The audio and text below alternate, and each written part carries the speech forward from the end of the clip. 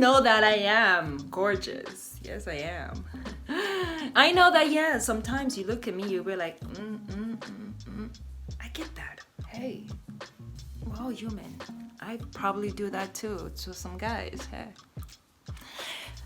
I understand that. But come on, people. I put my work online, professional work, people. Yes, I put my work on Fiverr.com, advertising that I can create pictures, videos for any brand that wants to work with me.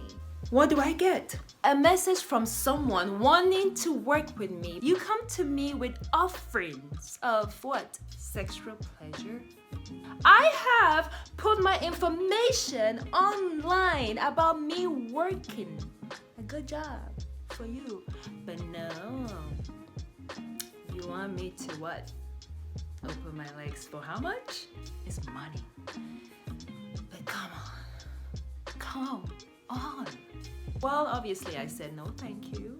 I am not that type of model.